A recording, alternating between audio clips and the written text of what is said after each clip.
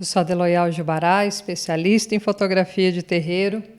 E as coisas estão um pouquinho mudadas por aqui. Eu mudei de residência e, consequentemente, o nosso cenário também. Mas eu já estava com saudade de fazer esse conteúdo botando a cara no sol, né? Então vamos lá. O conto de hoje é Nos Caminhos de Alabedé. Uma freada brusca, o caminhão vindo de encontro, uma fração de segundos que durou uma eternidade. A colisão.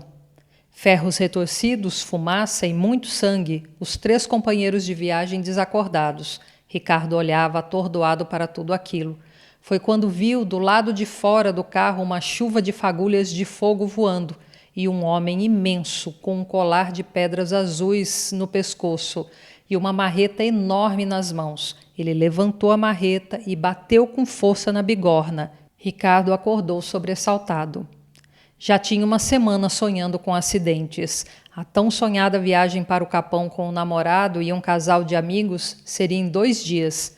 Pegariam estrada logo de madrugada. Fechou os olhos por um instante, lembrou do homem imenso com a espada. Será que os sonhos seriam uma premonição?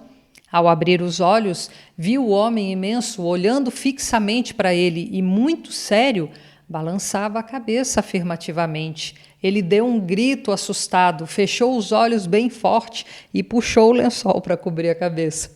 Quem nunca? Acordou novamente com o barulho do despertador. Tomou banho e café de forma meio mecânica, tinha os pensamentos longe. Ajustou a gravata, ajeitou os dreads num coque, pegou as chaves do carro e se mirou no espelho que ficava lá no final do corredor, ao lado da porta de entrada. Estava feliz consigo, com tudo que havia conquistado. O caminho para um homem preto é sempre mais árduo. Para chegar ao doutorado em tecnologia da informação, professor universitário, dono da própria empresa de TI, ele bem sabia tudo o que precisou enfrentar e abrir mão. E sorrindo para a imagem no espelho, foi caminhando pelo corredor em direção à porta. Foi quando viu o homem imenso das contas azuis no pescoço logo atrás dele. Ele olhou assustado e não tinha ninguém. Saiu correndo do apartamento. Ao chegar no escritório, ligou para o namorado, falou do novo sonho, disse que estava inseguro quanto à viagem. Mas Val o acalmou, disse que ele estava muito cansado com a correria do trabalho, que devia ser estresse, que o Capão iria lhe fazer bem. Ricardo voltou a se entusiasmar. Ao descer para o almoço, enquanto caminhava pela rua movimentada em direção ao restaurante, foi abordado por uma senhorinha franzina de pele bem preta. Ela, que devia ter metade da sua altura, segurou bem forte em seu braço, olhou em seus olhos de forma magnética e disse: "Ele não quer que você vá. Então não vá. Você é abestado ou quê?" Atordoado com as falas daquela desconhecida, Ricardo só conseguiu perguntar: "Mas quem é ele?" Ela soltou: vá perguntar para sua mais velha", e saiu andando resmungando.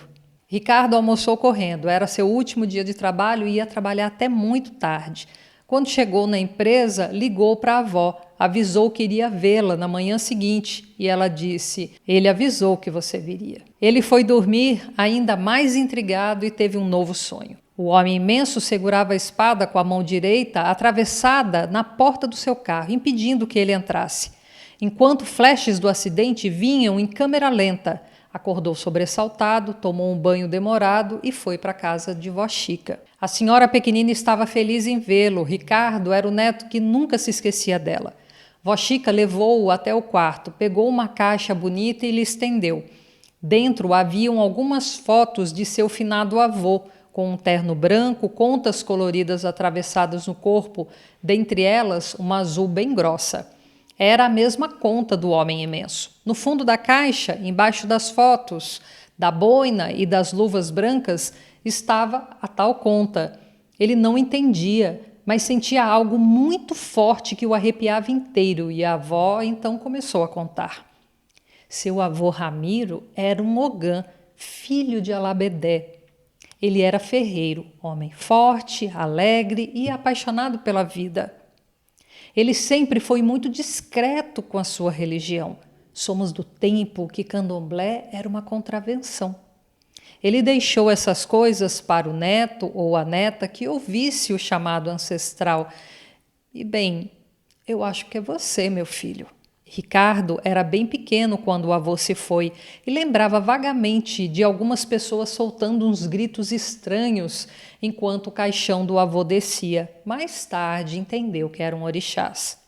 A avó lhe contou que no leito de morte, seu Ramiro lhe disse que pediu a Labedé que cuidasse dela e da família e que desde então sempre sonha com esse homem imenso, lhe trazendo mensagens e sente zelando por toda a família em momentos difíceis.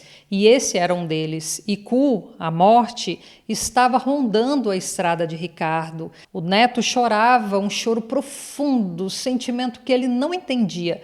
Parecia que tinha séculos de lágrimas para serem choradas, lágrimas ancestres.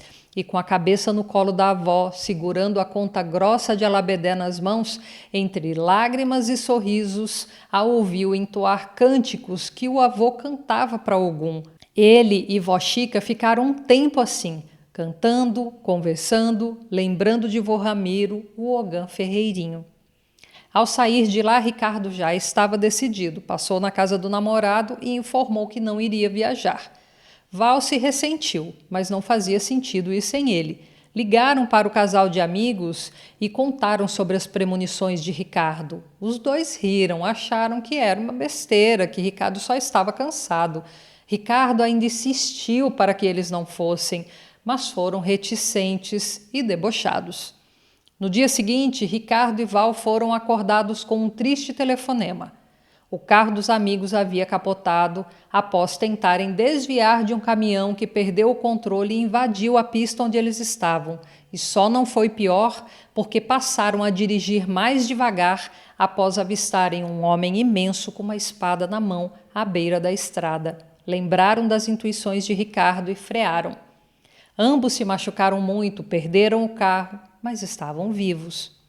Ricardo chorou, agradeceu muito a Labedé, caiu de joelhos e agradeceu imensamente ao orixá.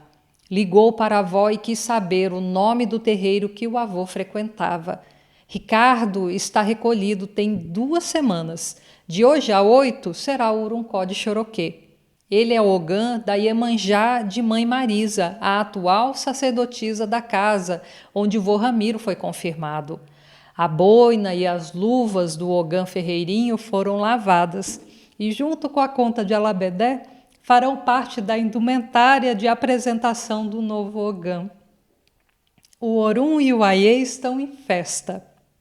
A ancestralidade volta a ser cuidada. O Ibá de Alabedé agora será zelado pelo seu neto. E o homem imenso apareceu essa noite nos sonhos de Roncó de Ricardo.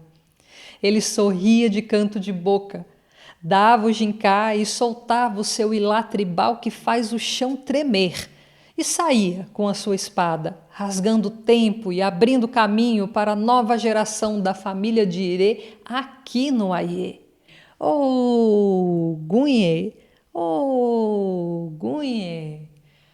Ai, axé, axé, Alabedé, abençoa a nossa terça-feira, abençoa cada filho, cada filha de Ogum. E me siga para mais dicas de terreiro.